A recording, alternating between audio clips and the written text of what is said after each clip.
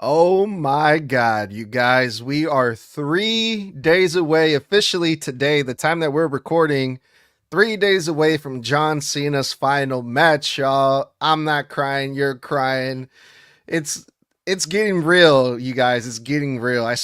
I mean, damn, time flies so fast. It seems like not that long ago that John Cena announced his farewell tour, and we're here, damn near. Saturday night's main event is 3 days away, and we're gonna predict the matches, including the very sad final match of John Cena versus Gunther, and the rest of the matches on the card, the storylines. And oh man, I don't know how I feel about that, you guys. But we're all here. The Snug Crew is here. Mr. Blood and Tommy are here. What's going on, fellas? How y'all doing? I'm good. Just it's sinking in that we literally have like 3 days left, and we'll never see him as an in-ring performer again, and it's just fucking crazy.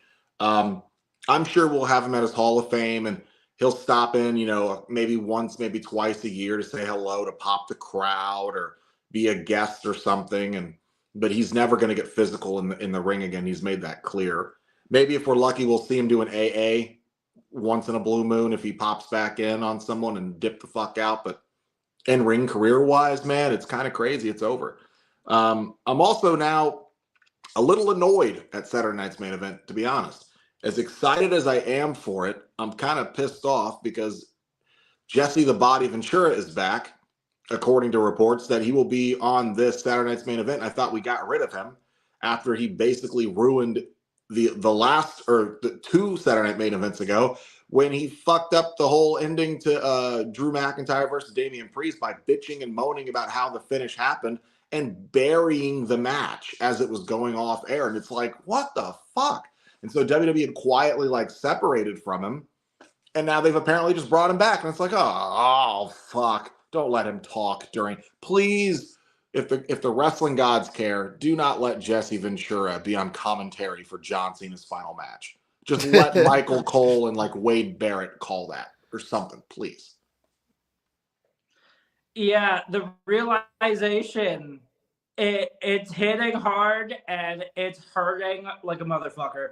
Like this really hurts the realization of hey, Cena's final ever match is in 3 days.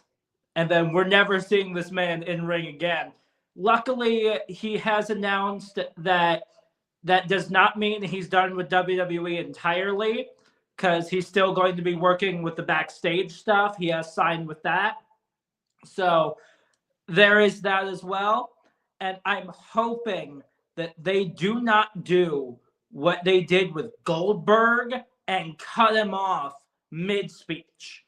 Because that's what they did with Goldberg, is Goldberg started talking for his final speech after his match with Gunther.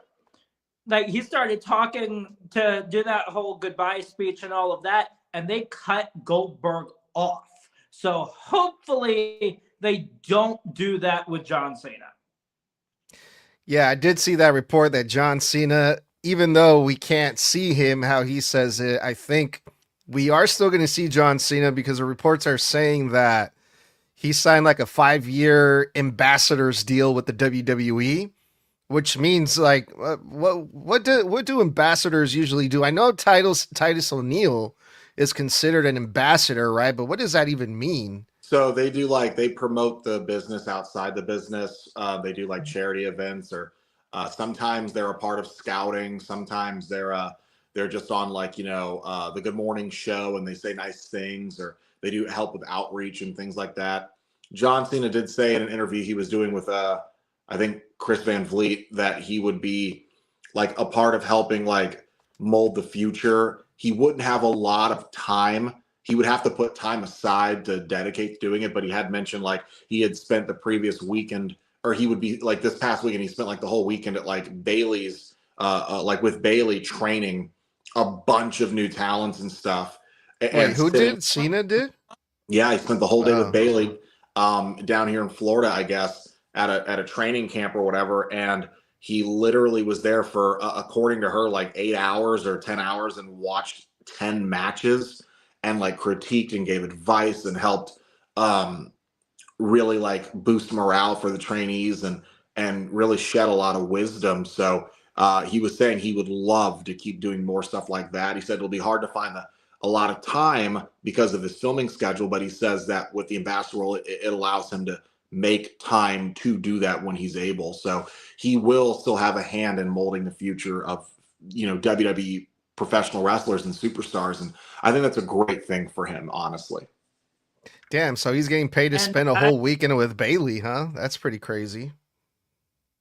I do completely agree with everything that Blood just said, especially with the fact that 3 out of 4 of these matches, the other 3 taking out Cena versus Gunther, involves NXT and TNA superstars that are in their 20s. The highest, I believe, is like 26 or 27 with Oba Femi. So that in itself means a whole lot as well. Yeah, I really like how they're doing that for this Saturday night's main event, even though I thought that was the whole point of what the tournament was going to be for, but hey, I guess not. At least they're going to do it on the actual show, which is to really highlight some NXT stars. Well, we found out that because Cena had talked about this also in the Chris Van Fleet episode, because he just sat down with him one more time. That episode came out, I think, within the last 48 hours. And I was listening to it last night while I was making dinner. And he didn't have say in almost any of the opponents that he faced earlier this year. He didn't. He didn't have say in Brock Lesnar, even though Triple H wants to push that narrative because he had already kind of debunked that himself. But he did have a say in what his last match would look like. And he said, well, I don't want it to just be about the last match. I want it to be about the future. I want it to be about giving back, giving forward. And he said that it was his idea to do an entire show of NXT talents, young and up and coming talents, to spotlight them on a card that would be predicated on a house that would be drawn essentially on him. And he knew that that was the biggest spotlight, the biggest gift he could offer them was, you would, on my last show, I want new and up and coming talent to be featured on my name, on a card with my name. The biggest draw, and he said in his own words, probably the biggest draw that Peacock will probably have for Saturday night's main event. And he said also the fact that it could reach other news outlets and other stations because it's his final match, and he knows how big that is. So pretty selfless, in my opinion, for him to, because he could have done anything, and he's like, nah, man. He's like, I want my last show to be a bunch of new people, a bunch of up and coming stars. I want to help build the future. And that just really tells you what a guy John Cena is. So even though he couldn't pick how the rest of his year had gone up and down through the booking, at least on his way out, he 100% is all about putting people over. And I think that's amazing. Yeah, and that's cool and everything. And yeah, that is a very good thing to do. But before leaving, you want to put over the younger guys. But I'm just saying it would have been cool that instead of, for example, giving the Miz 2 fucking spots on the tournament, why not give it to someone else down there on NXT? I don't know. But yeah, at least they're doing it for Saturday night's main event. When it comes to Jesse Ventura, um, I love seeing Jesse Ventura or hearing him because he just does not give a fuck. Unlike Joe Tessitore or Corey Graves, who fucking feels like they're reading off a script more than 75% of the time. Jesse Ventura just brings that nostalgia and that heel commentator feel that we don't really get anymore nowadays. So I don't want him to be the announcer for John Cena's final match. I think if anyone should be, it has to be Michael Cole, because he's been calling John Cena matches for fucking ever. But I would like to see Jesse Ventura on the show just to see what crazy shit he's gonna say. Oh, I'm sure they reined his ass in. I'm sure they said they've laid the law down for him when they brought him back. I guarantee you. They have to, yeah. But like, I don't care. Look, he can ruin any other fucking match he wants to. He cannot ruin that one. John Cena's actually gonna give up to Gunther just like that. No. All right. Well, let's get into the matches then, shall we? Because we got 4 of them, like we established. We still have one more Friday Night SmackDown left. I don't think that they're going to add a 5th match because Saturday night's main event is a 5-hour. I'm sorry, a 2-hour show. I was going to say 5-hour show. Saturday night's main event is a 2-hour show, and like Tommy, you pointed this out earlier before we went on the air, is that the last couple PLEs, they were just 4 matches. So I think it's safe to say we're going to stay at these 4 matches, right? I think that the 4 match thing is important for time constraint. You have to think, if it's a 2-hour show, you got to think at least 35 minutes. 35 of those minutes is ads. So you've got yourself like an hour and 25 minute show. You've got 4 matches. You've got to imagine the longest one is going to be John Cena versus Gunther. It'll be the longest match of the show. I wouldn't be surprised if it goes a half hour, considering the fact that him versus AJ Styles, they just uploaded that match to YouTube on their channel. It comes in at 38 minutes on YouTube, and I'm sure that's with entrances, but still.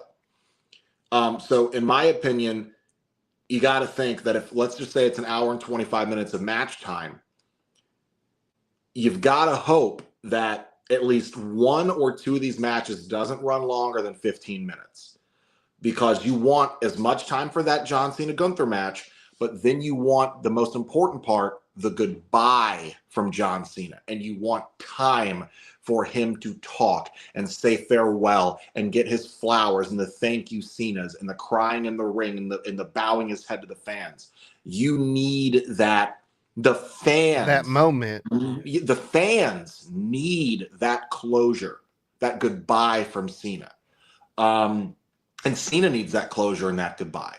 So 4 matches works for me, so long as the matches in total don't run longer than an hour and 10 minutes total, and the end of the show is like 15 minutes for Cena to say his piece, say his goodbyes, let him embellish, let him go overboard, and just let him have that. He's earned it. He's earned it. Yeah, fair enough. I don't think they're gonna do Cena like they did Goldberg, where they just cut him off because it's Cena, man. You know, he's definitely earned it. I'm not saying Goldberg didn't, but I feel like Goldberg made most of his name in the WCW anyway. So it's like, what the fuck, you know? But all right, I want to get started with the match between the undisputed champion Cody Crybaby for life, Cody Rhodes, versus the NXT champion Oba Femi. Now, Cody Rhodes made this announcement last week on Friday Night SmackDown that the match between Ricky Saints versus Oba Femi for the NXT championship, which took place at Deadline, not only wins the championship, the NXT championship, they also get a shot to face the one and only Cody Rhodes at Saturday night's main event. And that winner coming out of Deadline was none other than the Rula Oba Femi. He's going to be facing Cody Rhodes in a one-on-one. And goddamn, Cody Rhodes has his fucking hands full, doesn't he? Oba Femi looks more jacked than ever, bigger than ever since he last returned recently to NXT, beat Ricky Saints, got his title back. He's really on a roll right now, Oba Femi is. Who do you guys think is going to win this one? What do you guys think is going to happen? I'm going to say Cody. It's the end of December. I don't see them taking it off of Cody right now, especially with reports that apparently Roman wants him versus Cody 3 at WrestleMania 42, and he politicked backstage to get moved to Raw in order to work with Cody and Braun Breaker in order to make that happen. So I got Cody. Oba is incredible. Oba is a future star. Oba is a big, big man with a lot of charisma. The fans love him. He's over like Rover. He's an incredible heel. And on top of that, it's just, he's got the look. He's got everything you could need. This is the highest profile match he's had in his entire career against the face of the fucking company. And I think that if anything more than else, even though NXT never gets to win against main roster talent, I don't see him beating Cody here. Is the title on the line or no? No. Okay, so if the title's not on the line, well, you know what? If the title's not on the line, I could see them giving it to Oba just to really put him over. But I've got to go with Cody with my gut saying that they will let Oba get close as hell, but I don't see them letting Cody drop, and do the job for him right now. So I got Cody with Toxic's prediction here. He says, "Holy banger! This match is just star-studded on its own with just Cody and Oba. I feel that no matter who wins, it will be the right choice. But at one point, I don't see them having Oba take it off Cody. Even though, so I guess he might have thought this for the title, but it's not.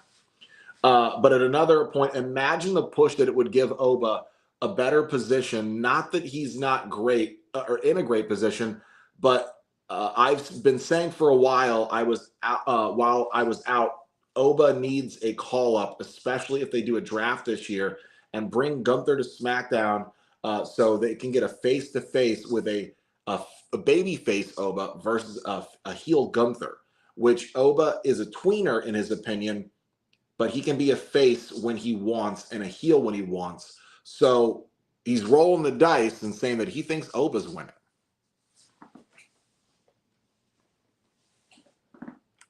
And I am agreeing with Toxic with the fact that this is not a title match, in which I always had a feeling it wasn't going to be, but apparently a lot of people think that, oh, this is a title match. No, not once did they say this was for the Undisputed title or for the NXT title. So, not a title match. But I honestly think what a better way, because it was a very similar thing with Carmelo Hayes. Carmelo didn't win that match when he had it with Cody, but he got damn close to, because of the fact that, if I remember correctly, was a title match. But this one, I gotta go Obafemi here, knowing the fact that he just came back pretty much just to face Ricky Saints. I'm going to say the same thing I said on our deadline review. Again, after this, y'all can listen to that anywhere y'all listen to the podcast. We released that last week. I really wanted this to be Ricky Saints, specifically because of the history Ricky and Cody have. But it's Obafemi, and I have to go Oba. Because like Toxic said, there is almost no better way to put this man over than to have him beat the undisputed champion, the face of the company, Cody Rhodes. You guys all bring up really, really good points, but let me remind you guys who we're talking about. We're talking about Cody motherfucking Rhodes, all right? The fucking guy right now in the WWE. Obafemi's great, but there ain't no way Cody Rhodes is losing to Obafemi, no matter how great Obafemi is. However, I also don't think Cody Rhodes is going to win, because you guys said it yourself. Obafemi's on a roll. He just won the NXT championship. I don't think you can beat Obafemi right now, even if you are Cody Rhodes. So last week, and this all depends on what happens on this episode of Friday Night SmackDown, because I don't know, right? But last week, what did we see? Drew McIntyre, who got attacked by Cody, and Cody was demanding for Drew McIntyre's suspension to get lifted. Well, Drew McIntyre is only suspended on SmackDown, not Saturday night's main event. What if Drew McIntyre shows up in Saturday night's main event, tries to cost Cody the match, leading to a disqualification, and maybe, who knows, maybe this match ends in a DQ? And maybe if Oba does win, it's going to be because of Drew McIntyre. I think that's the only way you can beat Cody right now. I don't know if you want to taint Obafemi's victory like that over Cody Rhodes by an interference with Drew McIntyre. But either way, I don't think this match ends clean, if that makes sense. I would say that I can agree with that, but it's one of those things where I could see them I could see Drew coming in to attempt an interference, and Oba himself gets in Drew's way, and then we get a crazy stare down between Drew and Oba, so they can show the size difference, and Oba be like, "No, not this way," like I have power, like his whole thing where he's not going to want Drew's help. He's the NXT champion. But also, I agree that it is rough to pin Oba here right after he just won the title back. He just won the championship from Ricky, didn't he? So it's like, how do you win a championship a few days ago and then you fucking get pinned the very next show that you're on outside of NXT? It's like, come on. So I'm gonna switch my prediction actually, and I'm gonna say no contest. So, Snug, there is another option here. Since I have a feeling like you missed NXT this week, something big happened. I know. I'm so mad I missed Something it. God real damn big it. happened. Trust me, I fucking regret it already. The Iron Survivor himself, the young OG, decided to not wait until New Year's Evil and get his title shot on NXT itself. He was not successful. Obafemi did retain the title. Although, here's the other option. Ricky Saints turned fucking heel. Yeah, what does that have to do with Cody versus Obafemi? The main person that pushed him into turning heel was him losing the title to Obafemi. Okay. So it's a possibility he could get involved and screw over Oba. Ricky Saints? Yeah. That would be interesting, actually. That would be very interesting. All right. I like that. Either way, this match between Obafemi and Cody is very, very interesting, no matter which way you slice it. Unlike this next match we're going to talk about, Bayley versus Sol Ruca. Now, Mr. Blood, hear me out.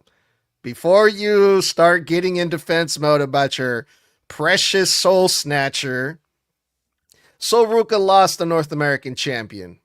Sol Ruca lost the speed title. Sol Ruca lost the Iron Woman Survivor Challenger thing that they did last weekend. Why does she get a spot at Saturday night's main event versus Bayley just like that? Just like that. Anyway, Bayley versus Sol Ruca, who y'all got? For every reason you just said, you answered your own question. Sol Ruca. Because they had her put over whoever for the speed, put over for the NXT Women's Champ or the North American Championship. She lost the Iron Woman Survivor, or whatever the fuck. I don't watch NXT enough to know all this shit. But when it comes down to it, what better way to remind people why Sol was able to win the North American Championship, win the fucking speed title, and be a double holding champion for so long, and go to toe-to-toe with Charlotte Flair and Alexa Bliss and all these other people. What better way to remind people, hey, we are pushing this woman, than have her beat fucking Bayley, Grand Slam champion, future Hall of Famer Bayley, who, by the way, is getting to that point in her career where it's time she starts putting over younger talent anyway. She's in her late 30s. People like Charlotte are putting people over like Tiffany. You got Alexa putting over like Kyrie and all these other people. So why on earth couldn't Bayley put Sol over? It's not like Bayley's had a star-studded year, So, I mean, Bayley's won more championships than Sol, which also means she's lost way more championships than Sol. So it's not as if Sol, just because she's lost 2 titles recently, means that she can't beat Bayley. She's younger than Bayley, faster than Bayley. She's probably got more energy and more gas in the tank than Bayley. So I'm going to go ahead and say, as great and as amazing as Bayley is, and believe you me, that woman will never get the flowers that she deserves, at least from WWE. Sol is 100% beating Bayley here, in my opinion. It makes sense. Bayley is that superstar that WWE has turned her into that puts over younger talent when the time comes. She has become that utility player in WWE. When it comes to Toxic, Toxic says, another match made in heaven, in my opinion. Just the individual talent in this match is also insane. He's not wrong. These are two of probably, in my opinion, the most athletic women in this entire company. Now, I don't see Bayley burying Soul because, I mean, come on, it's Bayley. So I have Soul winning this, but I unfortunately see Zarya heel turning in this match and screwing Soul over.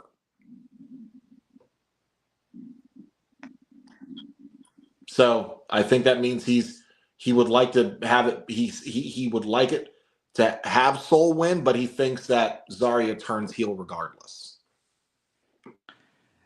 Tox, but as much as I get where you're coming from, you clearly didn't watch this week's NXT either.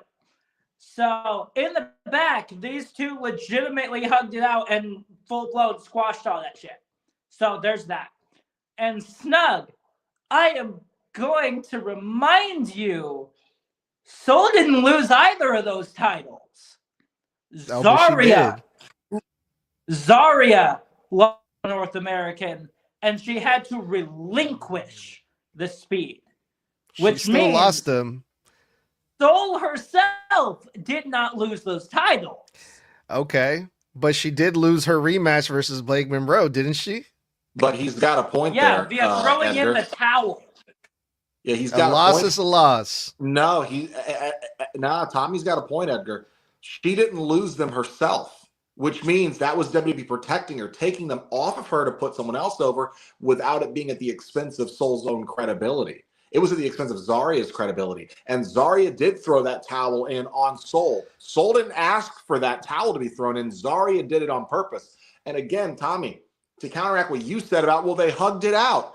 When in professional wrestling have two people hugging it out ever meant that they were on good terms? Just ask Marty Jannetty. So Zarya is a sneaky snake. Exactly. And Zarya almost speared Soul out of her soul. Okay. So, and that was just like 2 weeks ago. So that whole clip's going viral right now. So, I don't trust Zarya as far as I can throw her. But I also think, Edgar, you're wrong. Tommy is right here. Sol Ruca is not the one who lost her own title. She trusted her friend to defend them on her behalf when she had a leg injury. And Zarya shit the bed, not Sol. Zarya shit the bed with the North American Championship, yes. But then Sol got a rematch herself versus Blake Monroe and lost. The way that she lost and does Zarya not matter. Whoa. How she didn't lose absolutely matters. It speaks to Sol's credibility as a champion or a fighting contender. Blake Monroe is a fucking cheating heel. Well, if you watch the match like I did, Blake Monroe was beating the brakes out of Sol Ruca up and down that whole entire ring. Tommy? Did Blake Monroe not spend half that entire match cheating? She fucking did. Yeah. What? That's not winning straight up. Working on the knee ain't cheating. But it's not a clean victory. That's like saying all of Dominic Mysterio's defenses were clean. No, that's cheating. Blake Monroe was not doing that.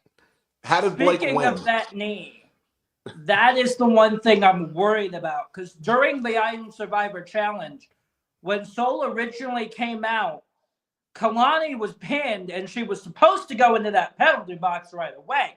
But her response was, nope, went right after Sol's knee. So I'm a little bit worried about that. But my final prediction here is absolutely Sol Ruca over Bayley. It's the right time to put her over. I mean, when you think about anybody else on this card, Bayley is the one person on this card, the one veteran on this card that WWE absolutely treats like a utility player. I 100% can believe them telling Bayley to put Sol over because it's not on a massive PLE. It's not WrestleMania. And John Cena kept saying this in this interview with Chris Van Vliet. He kept calling the matches here tonight non-canon. He used that word so many times in the interview where he said, and they can come and have non-canon matches with main roster talent. exhibitions. So, and he kept putting that over, specifically those words. So he's saying these aren't storylines, they're not feuds, they're just simple exhibitions where there's no story, it's not canon. So that tells me Bailey could absolutely put Soul over here because of the way that he himself is framing the idea of this entire card being that of one of no consequence. Well, I hate to break it to you guys. Bailey is gonna win. First of all, Mr. Blood, I don't care how old Bailey is. I'm not gonna let you call Bailey old, okay? She's my California native over here on my side of my hometown, and there is no way Sol Ruka is gonna beat Bailey because Bailey, I feel like she needs it more right now because of everything that's been happening with Bailey. And I think just having Sol Ruka on the card, period, so she can showcase herself so people can see her, I think that's good enough. I don't think Sol Ruka needs to win this match. Yes, it'll do great for Sol Ruka by beating Bailey, but to me, it just makes more sense with everything that's been happening with Bailey and Sol Ruka, both separately in their respective brands. I'm going to go with Bailey. I'm going to go with experience over whatever you want to give or call Sol Ruka. Youth, speed, more energy, more gas in the tank. Not to mention the fact, you got to think too, man. Bailey, they don't even know what they want to do with Bailey, WWE. They've already dropped her whole, multi-personality storyline. In case you guys have noticed, they haven't used that in weeks. Just randomly in weeks. And they've been beating Bailey and Lyra up and down the card all year without a second's thought. So when I think of how they've booked Bailey this year, that's the main reason I 100% can believe them having Bailey lose to Sol here. Because they know that no matter how much Bailey loses, the fans will always be behind Bailey because they see her as an underdog. But Sol is young and up and coming, and Sol has yet to win on the main roster. WWE has not let her beat a single main roster talent, even though she's been on the main roster in like 3 or 4 different times now this year. And now she's coming up here again against Bailey. They've got to give her a win over main roster talent at some point if they plan on calling her up in the near future. So I think this is the time to give her one time. Yeah, and for all those reasons, I think Bailey needs it more. Because poor Bailey, man, she's been fucking booked into the fucking atmosphere and she's just floating up there with nowhere to go. I feel bad for her. All right, but we'll see what happens between Bailey and Sol Ruka. The next match, this one was just added on Monday Night Raw randomly out of nowhere. Javon Evans and Leon Slater, 2 guys from NXT. Leon Slater is actually from TNA, but he's been on NXT a lot lately, which Leon Slater's most likely going to be a part of NXT eventually, kind of like Jordan Grace and Joe Hendry and those people from TNA. Yeah, he's a young, high-flying kid, very exciting to watch. And they've been really showcasing this tag team. Javon Evans too, man. He's like the next guy for NXT. He's gonna be NXT champion next after Obafemi. I mean, he's next. I mean, no pun intended. They're gonna be facing the Raw tag team champions AJ Styles versus Dragon Lee. So this one's kind of up in the air for me, right? Because obviously, I don't believe the titles are on the line for this match, are they? They are on the line, Tommy? Yes, they are. Okay. So then it's a foregone conclusion. AJ and Dragon Lee retain. They're not. I don't see them giving main roster tag titles to an NXT guy, let alone a TNA guy, because as we've already learned, WWE will never lets TNA win on the main roster ever. Recent case in point, freaking Dolph Ziggler and Javon Evans in the last time it was out tournament couldn't get a win. When it comes to Javon, dude is just incredible. That kid has got one hell of a future in this company. And even if he's not in this company, the dude's got a hell of a future in professional wrestling, period. He's going to be a really big draw one day, I feel. Leon Slater, I think that guy is. I don't know much about him. I do know there was some controversy about him even being involved in this match because apparently he was scheduled and booked to be somewhere else overseas in another tournament final. That was a really big deal involving like a title or something about that. I saw that in the wrestling news this morning, and there was a huge bit of disparity where he was supposed to be involved in that, and they had to pull him out of it, out of his actual commitment to that for this match. And the other company wasn't too pleased about it and felt like WWE was pushing him around and bullying him about it. But WWE's like, well, he was supposed to be involved in this as far back as March, according to reports. So it's like, it was just like, they were like, well, you can't get mad at him. It's a huge opportunity for him. This is a massive spotlight, your indie promotion, be damned. I'm sorry. He gets to be on the biggest spotlight night of his entire career on a card, literally, that is John Cena's final match ever. So when people ever go back and they rewatch this show in the future in the history books, when it's on the network or the whatever, 10 years, 15 years from now, and they open up the Saturday night, main event library, they're going to see him on there. That's a big deal for him because his name will be synonymous on John Cena's final card for the rest of his life. So I don't blame him.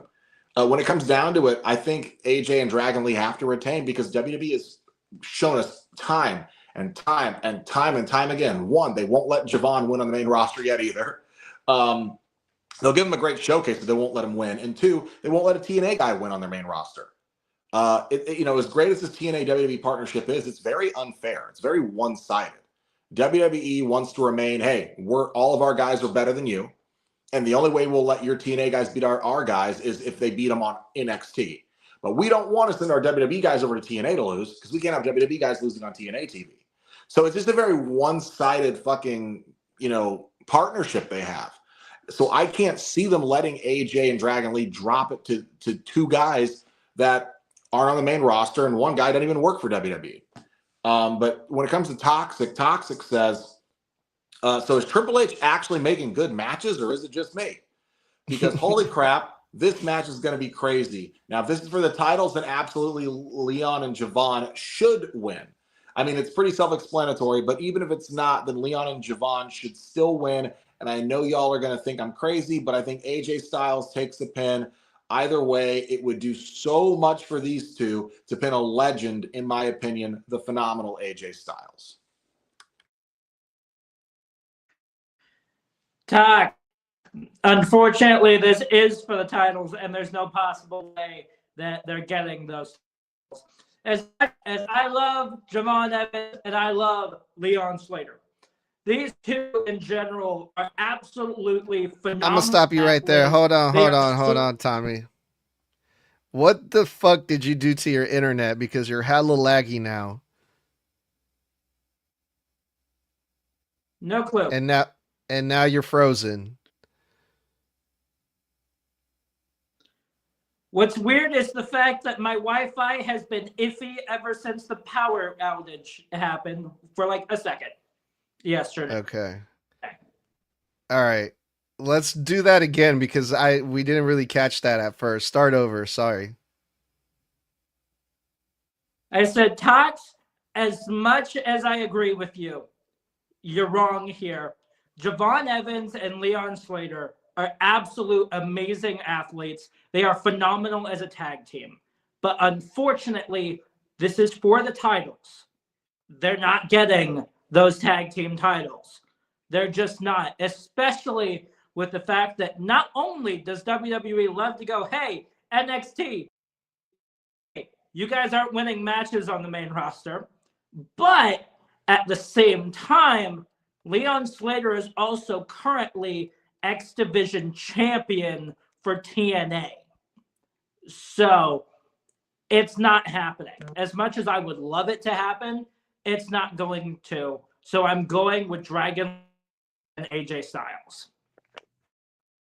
I still can't believe the fucking indie promotion that Leon Slater was supposed to wrestle for, which I don't know who it is, but I can imagine that they're not on TV just for that simple fact. Hey, We had booked this guy months ago, but he has an opportunity to be on WWE TV on a glorified house show on Peacock. Man, fuck that guy for not coming to our show and picking WWE over us. Like, what? That's fucking crazy. Not only that, WWE Raw Tag Team titles on the line. You get to be in the ring with AJ fucking Styles on John Cena's final match, the same show as John Cena's final match.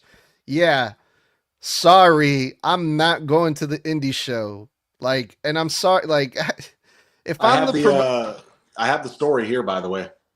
yeah, I want to hear more about this because that's the fact that Yeah. they're getting upset about this is crazy to me. So, as you know, during the December 8th edition of WWE Raw, it was announced that Leon Slater will team with Javon Evans to face WWE World Tag Team Champions AJ Styles and Dragon Lee. Sadly, Slater won't be doing a show for WXW in the process. Sean Ross Sapp of Fightful Select noted that before the match announcement, he contacted WXW regarding Slater's withdrawal from their upcoming event. Sources within WXW reportedly said the withdrawal was attributed to scheduling issues, though the appearance had been set since March. Oh, so I had it wrong. He was supposed to be on their show all the way back since March. Damn.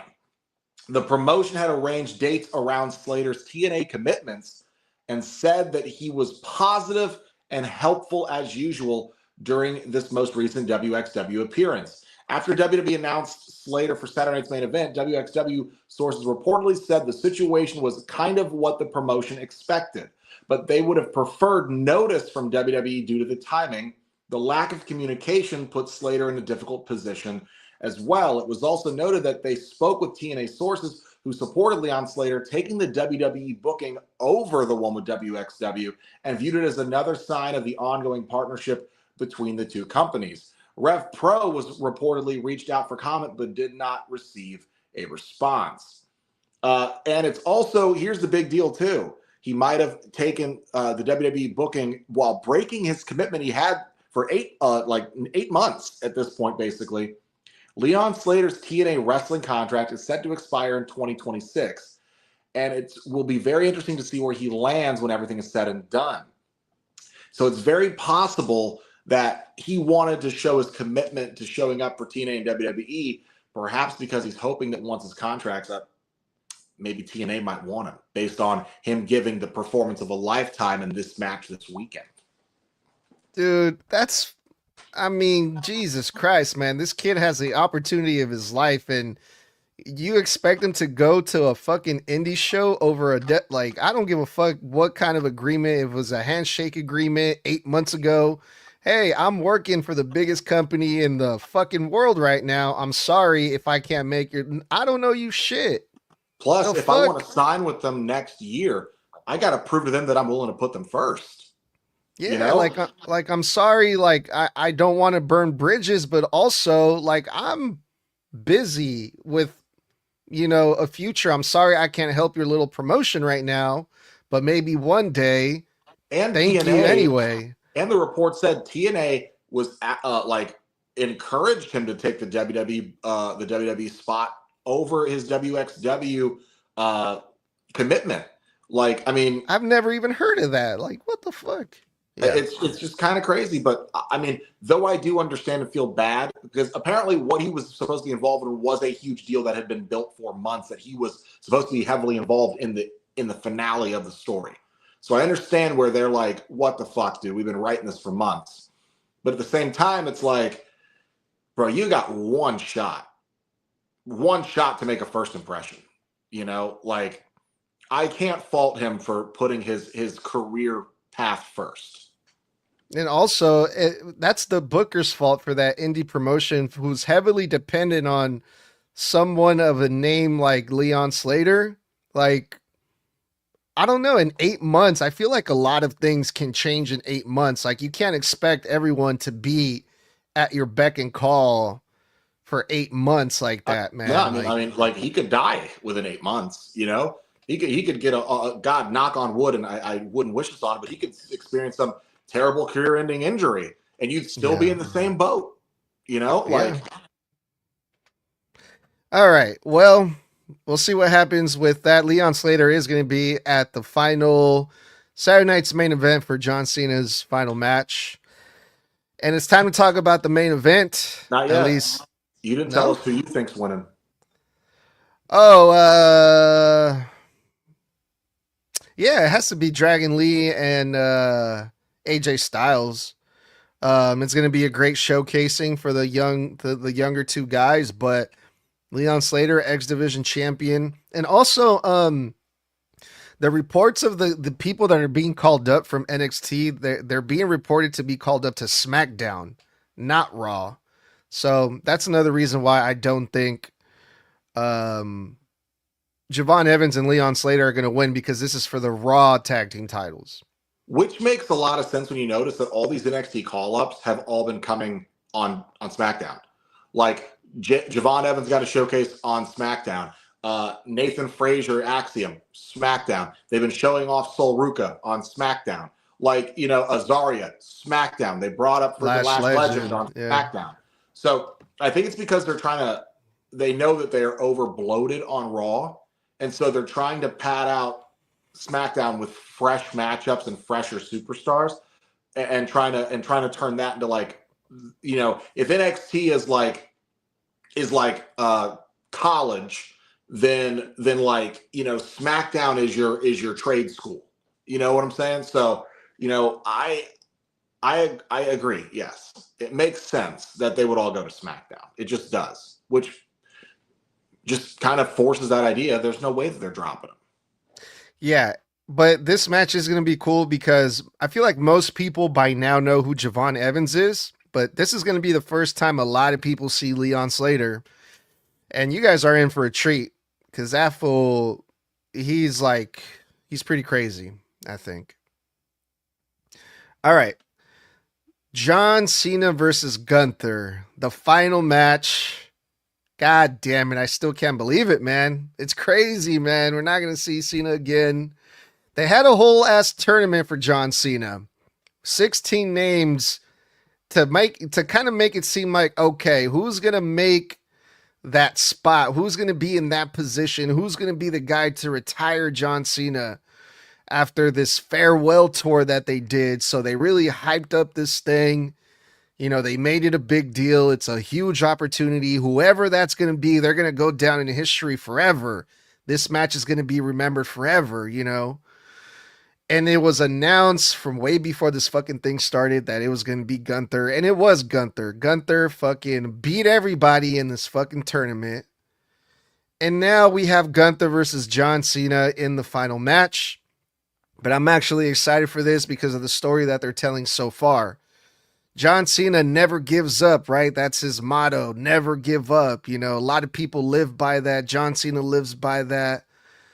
But Gunther is here to make Cena give up and make him tap out, which is something Cena rarely ever does.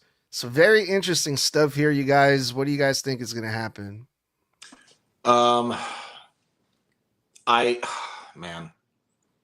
I love Gunther. I really am a massive fan of Gunther.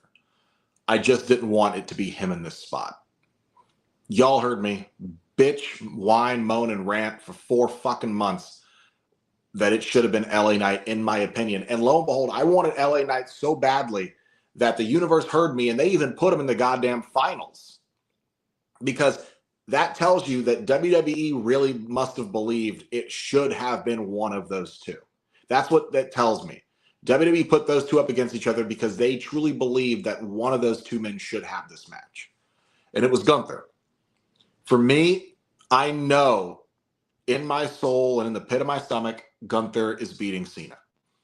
Though I love John, this entire tournament, this entire night is predicated on putting over the younger talent, putting over the future biggest stars of the next generation.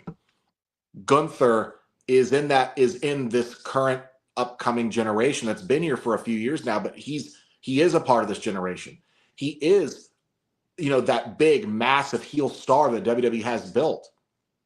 John Cena is putting him over because there's no other reason John would have asked for this if he didn't believe that it would put Gunther into the stratosphere, because John knows that once he's gone, the train's got to keep moving. And you need as many credible threats to baby faces as possible. And John Cena is the baby face to end all baby faces. And he knows putting over Gunther here is going to do wonders for Gunther, because it means the next huge baby face that comes up will have an even bigger hill to climb, which will only make them better for it. In that of facing the Gunther that has now since beaten Cena when it comes to that time. I do not think for a moment John Cena is giving up. I don't think he's tapping at all. I think he's either going to get pinned, or I think he is going to pass out in the cravat, refusing to tap out, because there's no way that you will retire and send John Cena on his way by having him turn his back on the one thing he swore he would never do, which is give up. I don't believe you'd have him do that.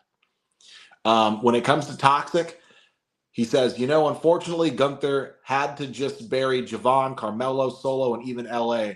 But unfortunately, he's here, and I know he said that no matter who it is, they need to beat Cena. Well, I changed my mind. Gunther does not need nor deserves to retire the GOAT.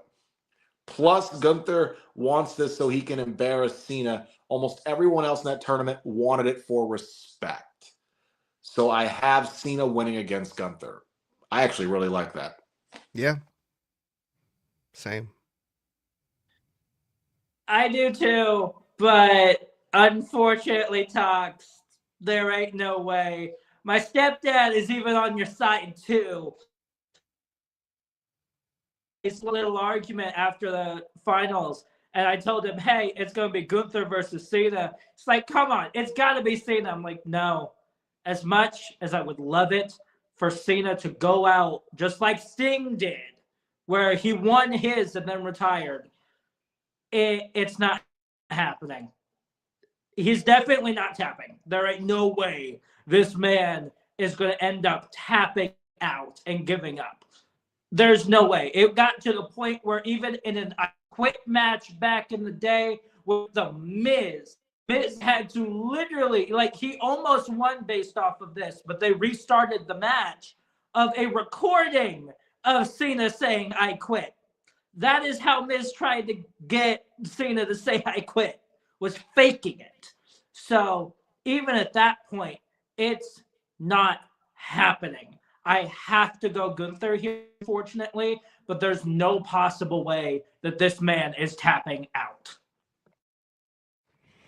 Yeah, I think for storytelling, I guess the drama, I think it makes sense for John Cena to tap out, even though his whole thing is never give up.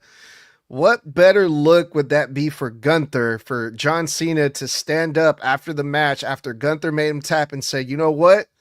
You got me.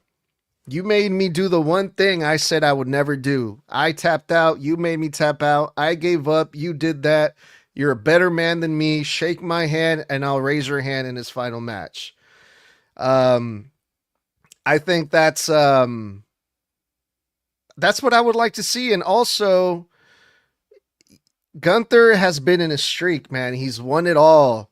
He's won tournaments. He won this tournament. He won King of the Ring. He's won World Heavyweight Champion. Gunther's in a fucking roll right now. Hold on. I'll be back. Suddenly, I can't hear you. So, yeah, I mean, you give Gunther that right to say, I retired Goldberg, I retired Cena. So now he has 2 retirements under his belt. So that's what I would like to see. I would like to see Gunther make John Cena tap. I think it would be a great ending to a great career. And I don't think the people would be mad at Cena for giving up to a monster like Gunther after it all goes down. So yeah, I think Gunther has to win it. Although I really do like Toxic's prediction too, because I think it's right for business. Everyone expects Gunther to go over, but what if he doesn't? What if John Cena beats him and he leaves victorious, that would also make the people really happy, I think, if they see John Cena winning. But again, man, very interesting stuff. No matter what people want to hate on Gunther being the final guy to retire Cena, I'm fucking hyped for this match, man. I'm really looking forward to see what they have planned, what they're gonna do for this fucking spectacle that we're gonna see this weekend. But Tommy, anything else before we get up out of here?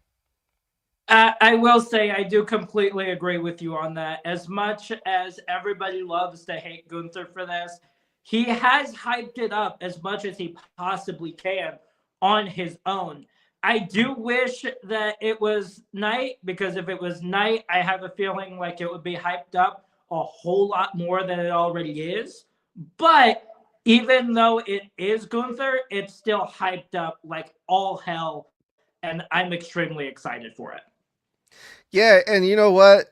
Now that I think about it more, if it was LA Knight, for example, let's just say, then we would have a babyface versus babyface match. You know, we would have a split crowd. Some people are going to be cheering for Cena, some people are going to be cheering for LA Knight. You also run that risk that some people might actually boo John Cena just because they want to see LA Knight win. Do you really want the people chanting Cena sucks? LA Knight, Cena sucks on Cena's final match? No, I don't think you want that either. So, yeah, man, I'm glad because now we have a heel versus a babyface, a monster fucking heel like Gunther, and a super babyface like John Cena, man. It's going to be good. It's going to be really fucking good. Well, that was the Saturday night's main event predictions with the Snug Wrestling crew. Tommy, take us out of here, will you? All right, want y'all to stay safe, stay savage, stay snug. Check out the Snug Wrestling merch. That link is in all of our bios, along with the bio of every episode now. So that was one time, for the one time, for the last time. 4 letters, one word. Yeet. Sol Ruka sucks. You're wrong.